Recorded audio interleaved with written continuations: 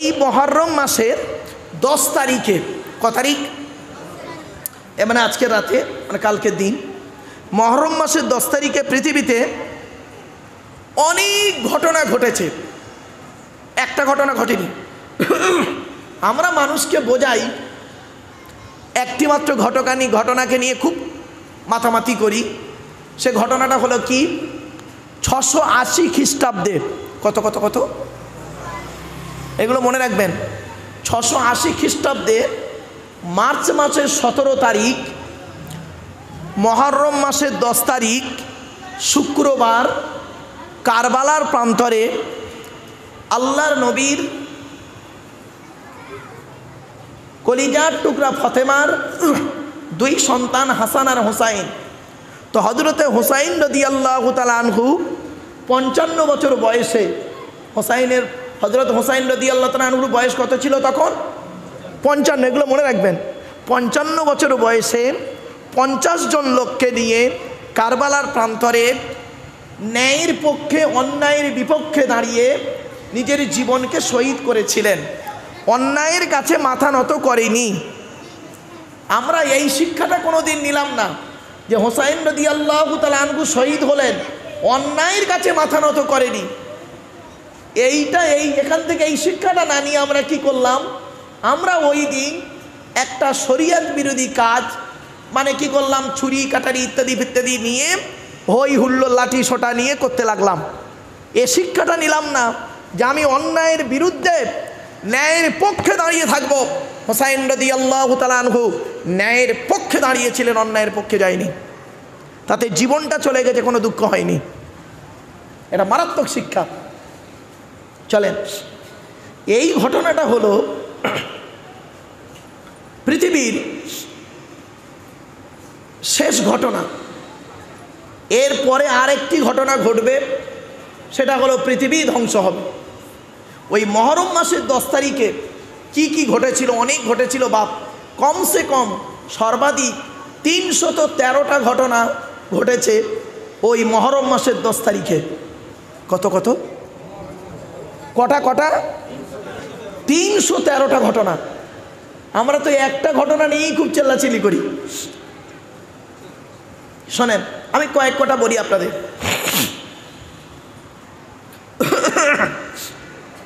এক নম্বর, এই পৃথিবী, আল্লাহ পাক কোরআনে বলেছেন, ইন্না রাব্বাকুমুল্লাহুল্লাযী খালাকাস সামাওয়াতি ওয়াল আরদা ফি সিত্তাতি আইয়াম।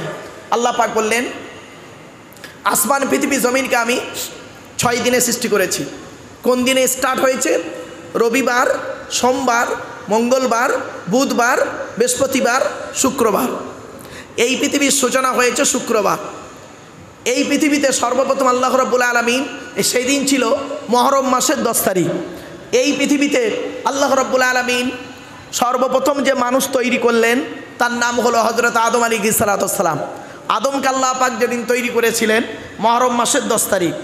বাম পাশের হাড় দিয়ে মা হাওয়াকে তৈরি করলেন মুহররম মাসের 10 তারিখ। সেদিন ছিল মুহররম মাসের 10 তারিখ। শুধু তাই নয়, আদম হাওয়া গন্ধম ফল খাওয়ার কারণে পৃথিবীতে আল্লাহ পাক তাদেরকে পাঠিয়ে দিলেন। যেদিন পৃথিবীতে পাঠিয়েছিলেন সেদিন ছিল মুহররম মাসের 10 তারিখ। শুধু তাই নয়, আদম হাওয়াকে মিলিত করলো একটা মাঠে, যে মাঠটার নাম হলো আরাফাতের ময়দান। ওই মাঠে একত্রিত করেছিল আদম আর হাওয়াকে একটা পাখির মাধ্যমে। সেদিন ছিল মুহররম মাসের 10 তারিখ।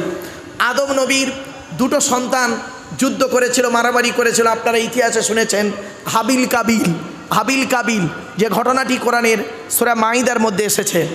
যেদিন মারামারি করে হত্যা হয়েছিল, প্রথম হত্যা, সেদিন ছিল মুহররম মাসের 10 তারিখ। আদমের প্রত্যেকটা সন্তান হতো জোড়া জোড়া। একটা সন্তান হলো বেজোড়, তার নাম হলো হযরতে শীস আলাইহিস সালাতু সালাম। যেদিন জন্মগ্রহণ করেন শীস নবী, সেদিন ছিল মুহররম মাসের 10 তারিখ। যেদিন মা হাওয়া ইন্তেকাল করেন সেদিন ছিল মুহররম মাসের 10 তারিখ। আবার দেখুন, আদম পৃথিবীতে একজন নবী জন্মগ্রহণ করেছিলেন, নাম হলো তার নূহ নবী। নূহ নবী যেদিন জন্মগ্রহণ করেন সেদিন ছিল মুহররম মাসের 10 তারিখ। নূহ নবীর সময় একটা প্লাবন হয়েছিল, নৌকা তৈরি করেছিল, মানে আপনারা শুনেছেন বিশাল বন্যা হয়েছিল। একদম জুদি পাহাড়ে গিয়ে নৌকাটি আশ্রয় পেয়েছিল সেদিন ছিল মহরম মাসের 10 তারিখ। এই পৃথিবীতে একটা নবী এসেছিলেন, নবীটার নাম হলো হজরতে ইব্রাহিম খলিলুল্লাহ। নাম শুনেছেন ইব্রাহিম নবী? ইব্রাহিম নবী যেদিন জন্মগ্রহণ করে সেদিন ছিল মহরম মাসের 10 তারিখ। তারপরে আসছি ইব্রাহিম নবীকে যেদিন আগুন কুণ্ডে ফেলা হলো সেদিন ছিল মহরম মাসের 10 তারিখ। শুধু তাই নয়, হজরত ইব্রাহিম নবীর দুটো স্ত্রী, বড় স্ত্রীর নাম ছিল সারা, ছোটটার নাম ছিল হাজেরা। সারার ছেলে হলো ইসহাক নবী, ইসহাক নবীর ছেলে হলো ইয়াকুব নবী, ইয়াকুব নবীর ছেলে হলো ইউসুফ নবী ইত্যাদি। আর হাজেরার ছেলের নাম হলো হজরত ইসমাইল আলাইহিস সালাম। ইসমাইল নবীর বংশধরে আমাদের নবী মুহাম্মদ সাল্লাল্লাহু আলাইহি সাল্লাম এসেছেন।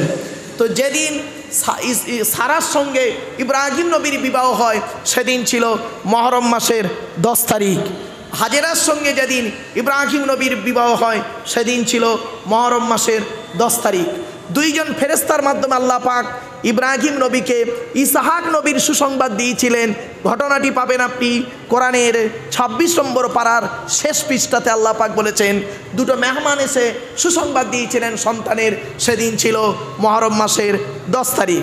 হজরতে ইসমাইল আলাইহিস সালাম যেদিন জন্মগ্রহণ করেন সেদিন ছিল মহরম মাসের 10 তারিখ। শুধু তাই নয়, আর একটু এগিয়ে যাচ্ছি।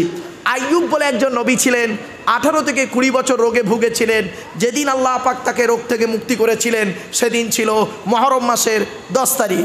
শুধু তাই নয়, হজরতে ইউনুস বলে একজন নবী ছিল, নাইনো শহরে তার বাড়ি, এবং উনি আল্লাহর হুকুম ছাড়াই করেছিলেন কি দেশ ছেড়ে চলে যাচ্ছিলেন, মাছের পেটে আল্লাহ পাক নিয়ে নিলেন। মনে রাখি ইতিহাসটা আপনারা জানেন, লা ইলাহা ইল্লা আনতা সুবহানাকা ইন্নী কুনতু মিনাজ জালিমিন। আল্লাহ বললেন ফাস্তাজাবনা লাহু ওয়া নাজ্জাইনাহু মিনাল গাম্মি ওয়া কাযালিকা নুনজিল মুমিনিন। যেদিন উনি মাছের পেট থেকে উদ্ধার হন সেদিন ছিল মহরম মাসের 10 তারিখ। শুধু তাই নয়, মূসা নবী, সামনে ছিল নদী, পেছনে সামনে পানি, পেছনে শত্রু, আল্লাহকে ডেকেছিলেন আর ফেরাউনকে সেদিন ডুবিয়ে মেরেছিলেন। সেই দিনটা ছিল মহরম মাসের 10 তারিখ। শুধু তাই নয়, হজরতে মূসা নবী যেদিন জন্মগ্রহণ করেন সেদিন ছিল মহরম মাসের 10 তারিখ। শুধু তাই নয়, হজরতে হজরতে ঈসা নবী যেদিন জন্মগ্রহণ করেছিলেন মারিয়ামের গর্ভ হতে একটা খেজুর গাছের তলায়, সেদিন ছিল মহরম মাসের 10 তারিখ। ঈসা নবীকে যেদিন আল্লাহ পাক চৌথা আসমানে তুলে নিলেন, 12 জন লোক সঙ্গে ঘরে বসেছিল, সেদিন ছিল মহরম মাসের 10 তারিখ। শুধু তাই নয়, মূসা নবীকে যেদিন আল্লাহ পাক তাওরাত কিতাব নাজিল করলেন সেদিন ছিল মহরম মাসের 10 তারিখ। এরকম অনেক ঘটনা আছে, 313টা ঘটনা মোট। এই পৃথিবী ধ্বংস হবে যেদিন, সেদিন হবে মহরম মাসের 10 তারিখ শুক্রবার। আল্লাহর নবী বলেছেন পৃথিবী শুরু হয়েছে একদিন, এই পৃথিবী ধ্বংস হবে একদিন। পৃথিবী ধ্বংসের কিছু লক্ষণ নবীজি বললেন, সেই লক্ষণগুলো আজ আমি আপনাদের কাছে টু দি পয়েন্টের উপরে বলে যাচ্ছি, একটু মাথায় রাখুন। 1 নম্বর নবী বলেছিলেন পৃথিবী ধ্বংসের লক্ষণ হলো বিদ্যা সমাজ থেকে উঠে চলে যাবে। আজ মাধ্যমিক, উচ্চ মাধ্যমিক, বিএ পাস, এমএ পাস, আলেম, হাফেজ, মাস্টার, ডাক্তার, ইঞ্জিনিয়ার, প্রফেসর বেড়ে গেল, পিতামাতার ভাত অনেকে দেয় না, বৃদ্ধাশ্রমে বাম্মাকে রেখে এসছে, আফসোস। 1 নম্বর। 2 নম্বর নবীজি বললেন পৃথিবী ধ্বংসের লক্ষণ হলো, এই পৃথিবী ধ্বংসের লক্ষণ হলো কি জানেন? পৃথিবী ধ্বংসের লক্ষণ হলো মদ খাওয়া বেড়ে যাবে। 3 নম্বর নবীজি বললেন পৃথিবী ধ্বংসের লক্ষণ হলো সুদ খাওয়া বেড়ে যাবে, ঘুষ খাওয়া বেড়ে যাবে, ব্যভিচার বেড়ে যাবে। পৃথিবী ধ্বংসের লক্ষণ হলো পিতামাতার অবাধ্য সন্তান হবে। পৃথিবী ধ্বংসের লক্ষণ হলো জলোচ্ছ্বাস দেখা দেবে। পৃথিবী ধ্বংসের লক্ষণ হলো ঘন ঘন ভূমিকম্প দেখা দেবে। পৃথিবী ধ্বংসের লক্ষণ হলো অযোগ্য ব্যক্তিরা নেতৃত্ব দেবে, যার যে সম্পর্কে কোনো জ্ঞান নেই। রাগ করবেন না, গ্রামের প্রধান, নিজের নামটাও অনেকে সই করতে পারে না, সে হলো গ্রামের প্রধান। ওর নিজের চরিত্র খারাপ, ও লোকের ক্যারেক্টার সার্টিফিকেট দিচ্ছে, ওর নিজের চরিত্র খারাপ। পৃথিবী ধ্বংসের লক্ষণ হলো নবীজি বললেন শিক্ষিত লোকেরা অশিক্ষিত লোকেদের সম্মান করবে ভয়েতে। আফসোস লাগে, একজন কলেজের প্রফেসর, তার জমি জায়গা নিয়ে ঝগড়া হয়েছে, বিচার করছে একজন পঞ্চায়েতের সদস্য, যার কলেজের প্রফেসরের ওই জুতোটা বওয়ার যোগ্যতার ক্ষমতা নেই, সে ড্রিঙ্ক করে মদ খেয়ে কলেজের প্রফেসরের বিচার করছেন। আর কলেজের প্রফেসর করছেন কি, ওই একজন মদখোরের কাছে সুবিচার পাওয়ার আশায় স্যার করছে, স্যার করছে। ঠিক না বে ঠিক? আমার কথাগুলো বুঝতে পারছেন? পৃথিবী ধ্বংসের লক্ষণ হলো, নবীজি বললেন স্বামী স্ত্রীর মধ্যে ঘন ঘন গণ্ডগোল দেখা দেবে, স্বামী স্ত্রীর মধ্যে ঘন ঘন গণ্ডগোল দেখা দেবে। এজন্য আমি বলে যাচ্ছি আপনাদেরকে, নবীজি বলেছেন এই স্বামীরা তোমরা তোমাদের স্ত্রীদের জীবনে কমসে কম 17টা শিক্ষা দান করবে।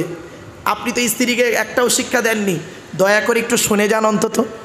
1 নম্বর নবীজি বললেন এই স্বামীরা তোমরা তোমাদের স্ত্রীদেরকে এই শিক্ষা দেবে আসসালামু কাবলাল কালাম, স্বামী স্ত্রী যখন কথাবার্তা বলবে একে অপরকে সালাম দেওয়া নেওয়া করবে, আল্লাহর রহমত মহব্বত ভালোবাসা বেড়ে যাবে।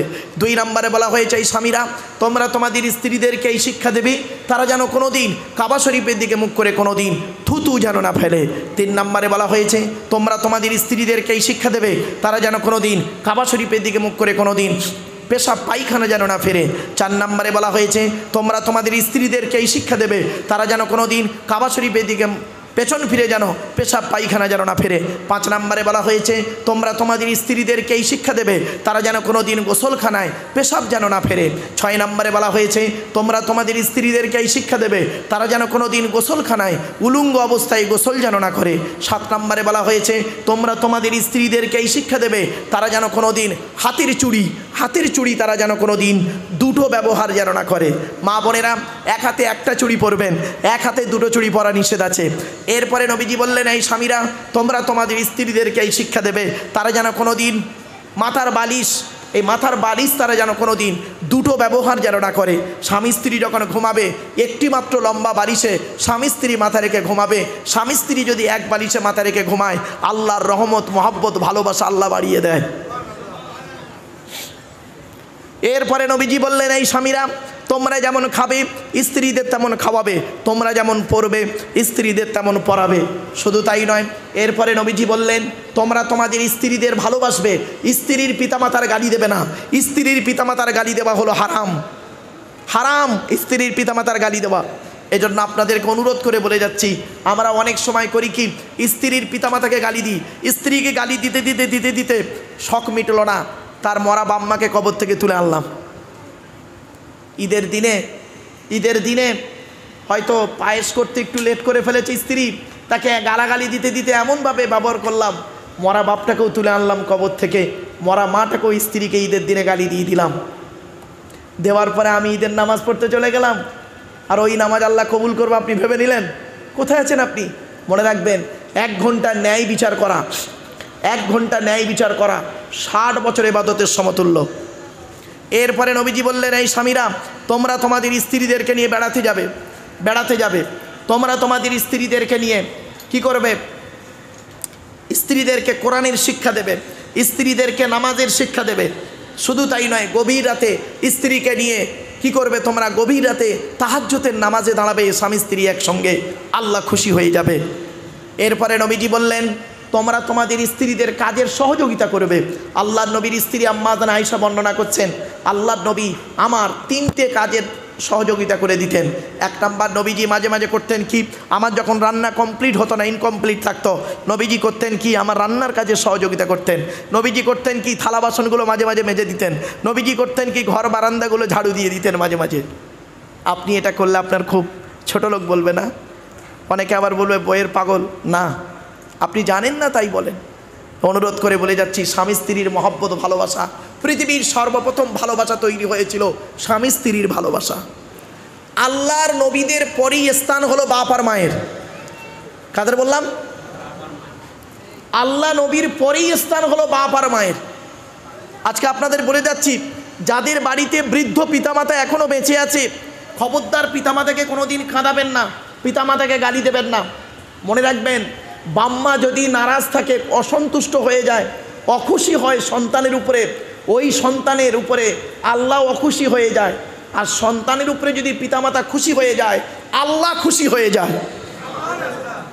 নবীজি বলেছেন, আমি বলিনি, নবীজি বলেছেন। আমি একজন ট্রান্সলেটরের কাজ করছি আজকে, আরবি ভাষাটাকে বাংলা অনুবাদ করে বলে দিচ্ছি। আল্লাহর নবী বললেন রাদিয়াল্লাহু ফি রাদিয়াল ওয়ালিদাইন ওয়া সাখতুল্লাহি ফি সাখতিল ওয়ালিদাইন। হকের উপরে ছেলে মেয়ে শুনে রেখে দাও, বাপ আর মা যদি নারাজ থাকে আল্লাহ নারাজ হয়ে যাবে, হকের উপরে বাপ আর মা যদি খুশি হয়ে যায় আল্লাহ খুশি হয়ে যাবে। শুধু তাই নয়, আল্লাহ পাক কোরআনে কি বলেছে শুনুন, টাকা পয়সা আল্লাহ আপনাদের দিয়েছে, সর্বপ্রথম টাকা পয়সা কাদের পিছনে ব্যয় করলে আল্লাহ খুশি হবে? আল্লাহ নিজেই বলেছেন ইয়াসআলুনাকা মাযা ইউনফিকুন কুল মা আনফাকতুম মিন খায়রিন ফালিল ওয়ালিদাইনি ওয়াল আকরাবিন।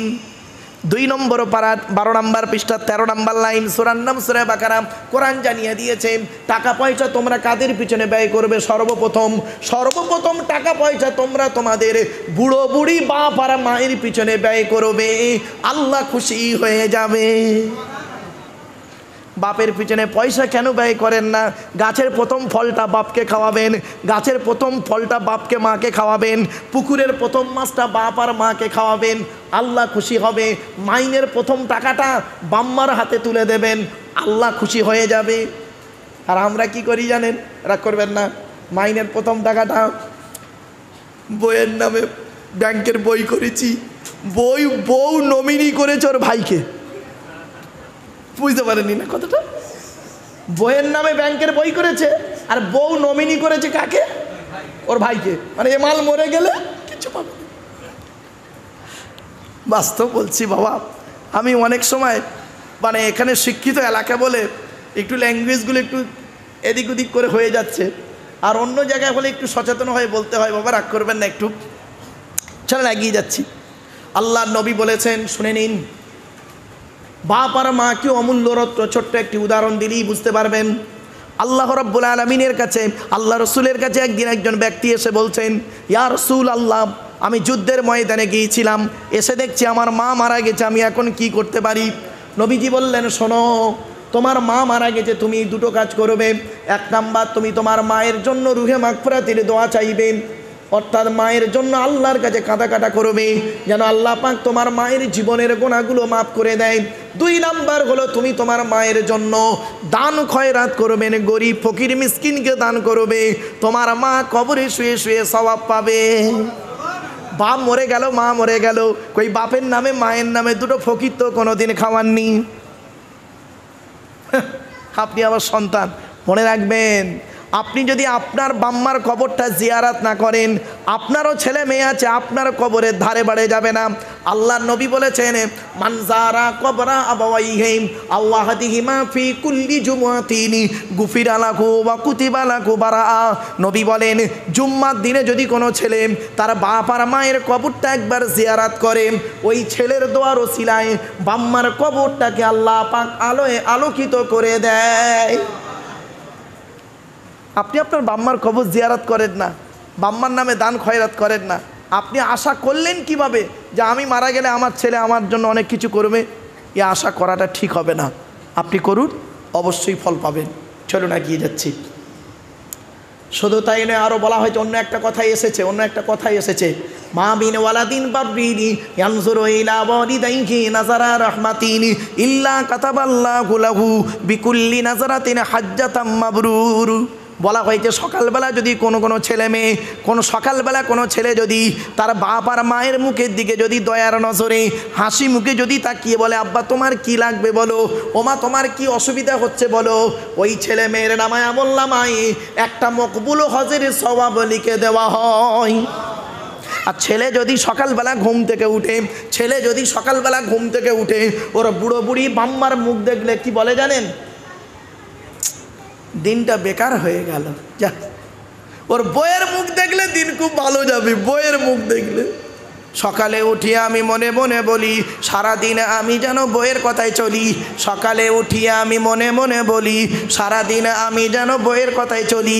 আদেশ করেন যার মোর বউ গুরুজন, বইয়ের দেখায় যেন দেখি বৃন্দাবন। কবরে ঢোক, কবরে ওই অন্ধকার নীরবনগরে চলো, দেখা হবে। বাস্তব কথা বলে গেলাম, বাম্মা হলো অমূল্য রত্ন। জীবনে কোনো দিন বাম্মাকে কাঁদাবেন না। এই কোরআনে বাম্মার কথা কোথায় কোথায় আছে জানেন? শুনে নিন, আমি শুধু রেফারেন্সগুলো বলে দিচ্ছি, টাইম হাতে নেই অত বিস্তারিত আলোচনা করার। 1 নম্বর পারার 11 নম্বর পৃষ্ঠা 12 নম্বর লাইন, সূরার নাম সূরা বাকারা। ওয়াবিল ওয়ালিদাইনি ইহসানা, বাম্মার সেবা যত্ন করো। 2 নম্বর পারার 12 নম্বর পৃষ্ঠা 13 নম্বর লাইন, সূরার নাম সূরা বাকারা, বাম্মার সেবা যত্ন করো। 5 নম্বর পারা 3 নম্বর পৃষ্ঠা 3 নম্বর লাইন, সূরার নাম সূরা নিসা 36 নম্বর আয়াত, ওয়াবুদুল্লাহ ওয়া লা তুশরিকু বিহি শাইয়্যা ওয়াবিল ওয়ালিদাইনি ইহসানা, বাম্মার সেবা যত্ন করো। 8 নম্বর পারা 7 নম্বর পৃষ্ঠা 11 নম্বর লাইন, সূরার নাম সূরা আনামের 151 নম্বর আয়াত, লা তুশরিকু বিহি শাইয়্যা ওয়াবিল ওয়ালিদাইনি ইহসানা, বাম্মার সেবা যত্ন করো। 15 নম্বর পারা 3 নম্বর পৃষ্ঠা 7 নম্বর লাইন, সূরার নাম সূরা বানি ইসরাঈল, ওয়া ক্বাদা রাব্বুকা আল্লা তা'বুদু ইল্লা ইয়্যা ওয়াবিল ওয়ালিদাইনি ইহসানা, বাম্মার সেবা যত্ন করো। 20 নম্বর পারা 16 নম্বর পৃষ্ঠা 4 নম্বর লাইন, সূরার নাম সূরা আনকাবুত, ওয়া ওয়াসাইনাল ইনসানা বিওয়ালিদাইহি হুসনা, বাম্মার সেবা যত্ন করো। 21 নম্বর পারার 11 নম্বর পৃষ্ঠা 6-7 নম্বর লাইন, সূরার নাম সূরা লোকমান, ওয়া ওয়াসাইনাল ইনসানা বিওয়ালিদাইহি হামালাতুহু উম্মুহু ওয়াকনান আলা ওয়াকনিনি, বাম্মার সেবা যত্ন করো। 26 নম্বর পারা 2 নম্বর পৃষ্ঠা 12 নম্বর লাইন, সূরার নাম সূরা আহকাফের 15 নম্বর আয়াত, ওয়া ওয়াসাইনাল ইনসানা বিওয়ালিদাইহি ইহসানা হামালাতুহু উম্মুহু কুরহা ওয়া ওয়াদাতুহু কুরহা, তোরা তোদের বাপ আর মায়ের সেবা যত্ন কর। তোদের মা তোদের বড় কষ্ট করে গর্ভে ধারণ করেছে, দুনিয়ার মুখটা বড় কষ্ট করে দেখিয়েছে। সন্তান তুমি যত বড় আলেম, হাফেজ, মাস্টার, ডাক্তার, ইঞ্জিনিয়ার হও না কেন, ইন্নাল জান্নাতা তাহতা আকদামিল উম্মাহাত, হে ছেলে মেয়েরা, তোমাদের জান্নাত হলো তোমাদের বাপ আর মায়ের পায়ের তলায়। কোথা আছেন? আমি এজন্যই বলেছিলাম ভালো সন্তান হন, ভালো সন্তান হন, ভালো জামাই অটোমেটিক হয়ে যাবেন। ভালো সন্তান হন, নিজের বাম্মাকে মূল্যায়ন করুন, স্ত্রীর বাম্মাকে মূল্যায়ন করবেন আগে আপনার বাম্মা। ছোট্ট একটা উদাহরণ দিচ্ছি, রাগ করবেন না কেউ। বাবা একটু দয়া করে হাতটা তুলবেন, কেউ লজ্জা না করে হাতটা তুলবেন। কাদের বাপ মারা গেছে অথবা মা মারা গেছে অথবা বাম্মা দুজনেই মারা গেছে, একটু হাত তুলুন না, লজ্জা লাগছে। বাম্মা মারা গেছে, হাত নামান, হাত নামান। বাবু আপনারা বাম্মা হারিয়েছেন, আমিও একজন আপনাদের মতো পিতামাতা হারা সন্তান। 2019 সালের অক্টোবর মাসের 3 তারিখ শুক্রবার আমি আমার বাপকে হারিয়েছি। 2023 সালের জুন মাসের 28 তারিখ বৃহস্পতিবার সকাল 11:30টার সময় বকরা ঈদের দিন আমি আমার মাকে হারিয়েছি। এই পৃথিবীর আমার পিতামাতার সর্বশেষ যে মুখ দেখেছিল পৃথিবীর কোনো মানুষ, আমি হলাম সেই সন্তান। কারণ আমি নিজে কবরে নেমেছিলাম, মাথার দিকে আমি নেমেছিলাম, আর আমি আমার বাপ আর মায়ের কবরে রেখেছিলাম মাথাটা, আর মুখটা শেষ দেখা আমিই দেখেছিলাম। আমার পরে পৃথিবীর কোনো মানুষ আমার মরা বাম্মার মুখ দেখেনি, শেষ আমার পরে। কিন্তু একটা প্রশ্ন আপনাদের করি, আপনারা বাপ আর মাকে হারিয়েছেন, সত্যি কথা বলুন তো দেখি, যেদিন বাপ আর মাকে মাটি দিয়ে চলে এলেন, যেদিন বাপ আর মাকে মাটি দিয়ে চলে এলেন, সেই দিন থেকে আজ পর্যন্ত পৃথিবীর কোনো মানুষকে অন্তর থেকে আব্বা বা মা বলে ডাকতে পেরেছেন? পারেননি। এ বন্ধু, শ্বশুর কোনো দিন বাপ হতে পারে না, শাশুড়ি কোনো দিন মা হতে পারে না। শ্বশুর শ্বশুরই হয়, শাশুড়ি শাশুড়ি হয়, মা মাই হয়, বাপ বাপ হয়। মনে রাখবেন, শ্বশুর তোমার বাপ হয়েছে 20 বছর পরে তার মেয়ে দেবার কারণে, শাশুড়ি তোমার মা হয়েছে 20 বছর পরে তার মেয়ে দেবার কারণে। তোমার বাপ হয়েছে যেদিন মায়ের পেটে এসেছিল সেই দিন থেকে। তোমার মা হয়েছে যেদিন তুমি মায়ের পেটে এসেছিলে সেই দিন থেকে। মনে রাখবেন, বাম্মা হলো অমূল্য রত্ন। যাদের বাম্মা মরে গেছে এখনও সুযোগ আছে, সেই বাম্মার কবরটা জিয়ারাত করবেন, দান খয়রাত করবেন, বাম্মার জন্য দোয়া চাইবেন। আর যাদের বাম্মা বেঁচে আছে তাদের মতো ভাগ্যবান মানুষ এখন আর কে আছে? যাদের বাম্মা পৃথিবীতে জীবিত আছে, বাম্মার মূল্যায়ন করুন, সেবা যত্ন করুন। আবার অনেক ছেলে মেয়ে আছে বাম্মাকেও দেখে, শ্বশুর শাশুড়িকেও দেখে। অনেক ছেলে মেয়ে আছে দেখবেন আবেগের বশবর্তী হয়ে শ্বশুর শাশুড়ির প্রতি এত গুরুত্ব দিয়ে ফেলেছে, বাম্মার গুরুত্ব তার কাছে কিছুই নেই। খবরদার নয়, খবরদার নয়। লজ্জা করলো না?